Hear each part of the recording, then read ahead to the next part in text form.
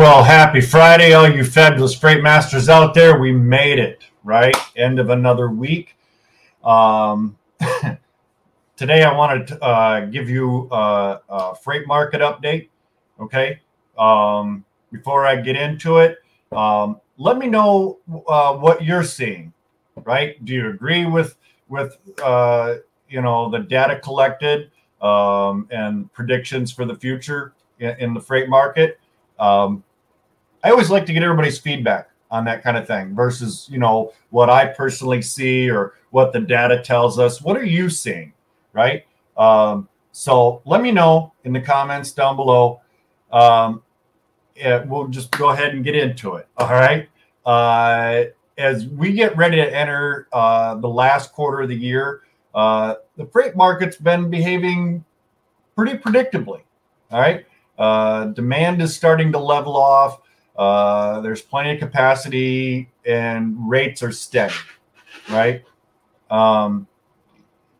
And basically, this is sort of a rundown of what's happening with the freight market right now. Excuse me. My coffee almost trying to back up on me there a little bit.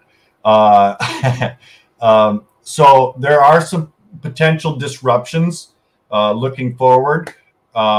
One of those being the looming port strike, a significant port strike. I don't know why that's so hard for me to say. Is set to begin on October 1st, so that's Tuesday, potentially affecting over 30 ports along the East and Gulf coasts. This comes at a time when import volumes typically are surging. Okay.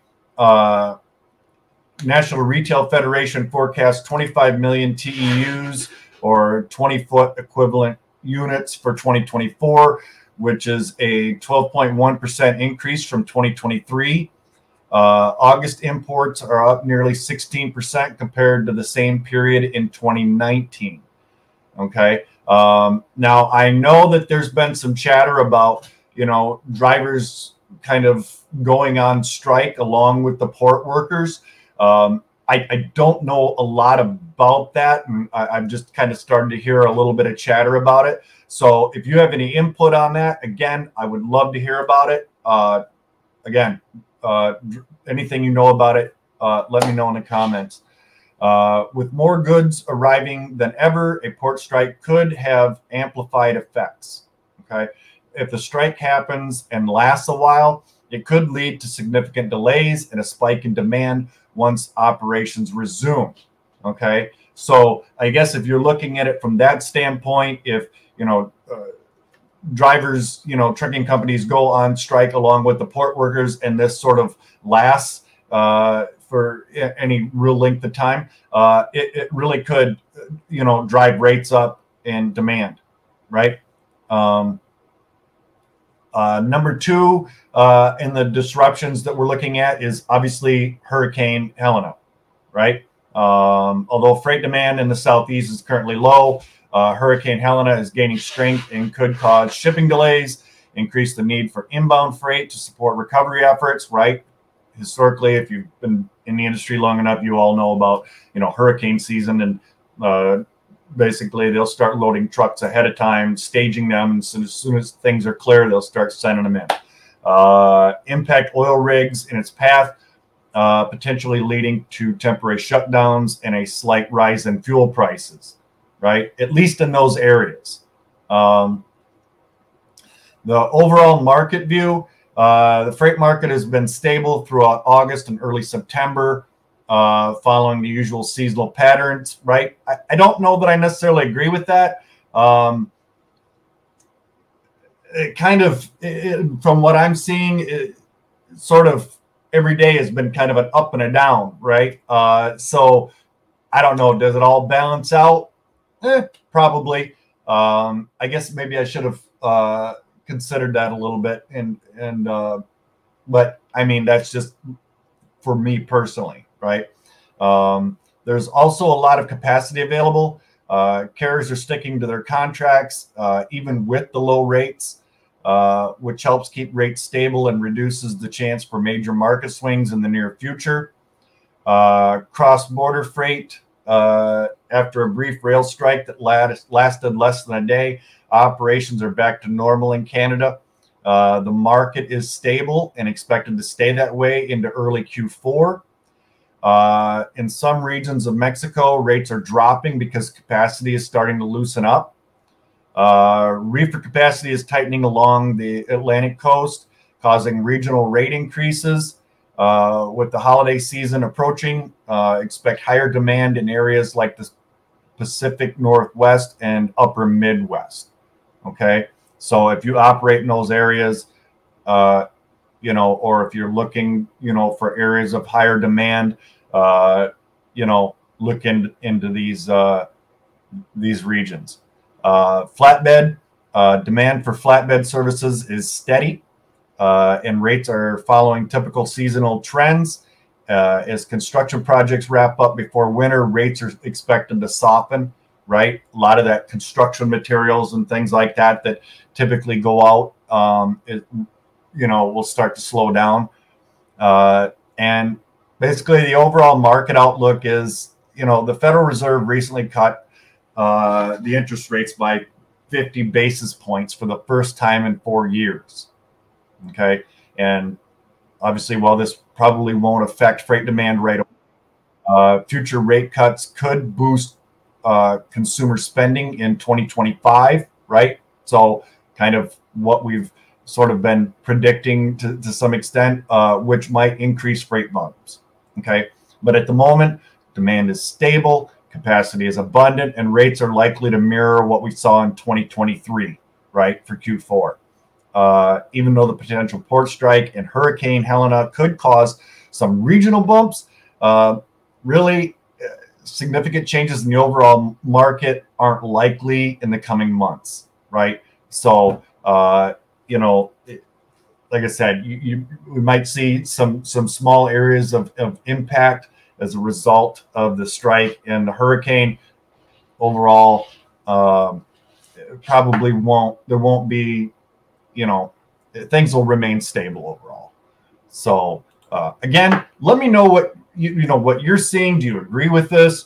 Or be like, Tim, you are out of your mind. This is not, but again, this is all based on, data collected, basically for Q3, and what we're looking at for Q4.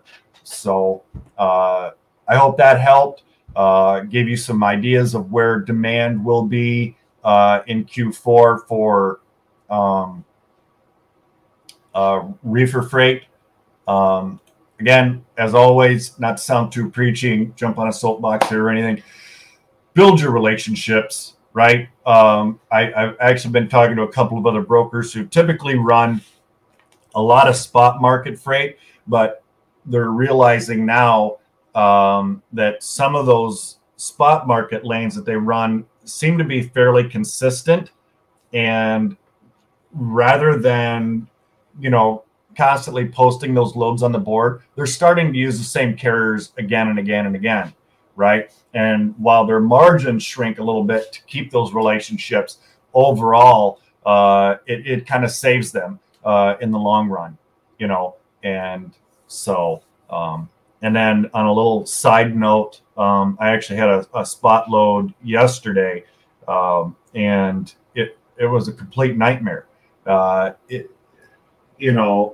I turned in a quote to the customer, and they kind of hem-hawed around about it. They asked me if I could do it cheaper. Basically, I was like, well, let me go back and see. I knew what it was going to cost. I wasn't going to make anything on the load, but I've been with this customer for like several years. So, I wasn't really worried about breaking even or maybe even losing a little bit.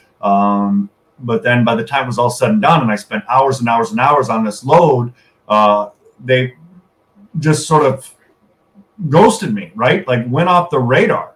And I was like, what the heck is going on? And finally, I was able to get through to them again. And basically, they found a much cheaper truck. So that was a bit perturbing, right? Because I actually had a couple of carriers that are in our network that I really would have loved to have used. on this load. You know, whichever one we ended up going with, but there was a couple of them in the area there, and it doesn't do much to strengthen relationships, right? And I really thought that, you know, we had a really great relationship with that shipper, and they kind of wouldn't pull the rug out from underneath of us on that, and sort of left me and those carriers hanging as we spent, you know, all this time trying to secure this load. It kind of bothered me, and looking back, I kept thinking, was there maybe something more I could have done, you know? And I really wasn't seeing it. You know, I don't know, but this just sort of is case in point is that, you know, sometimes even with a really good relationship with your shippers, they'll turn around and, you know, stab you in the back. Now, that being said, I've had this happen, you know, and when the market, you know, rebounds and rates go back up, all of a sudden it's going to be, oh, Tim, help me, you know. Well, I don't know. Maybe I will, maybe I won't, right? Because you didn't just affect me, you affected my carrier relationships. And, you know, while it wasn't, you know, a for sure load, it wasn't something that, you know, they said, you know, hey, here's the load, and then yanked it back from us. It still was kind of a, I don't know, kind of a kick, I guess. But anywho, that's my little story from what happened yesterday, sort of a headache deal. But anywho, I hope everybody's having a great Friday. Have a great weekend. As always, be kind to one another, and we'll see you again soon. All right, bye-bye now.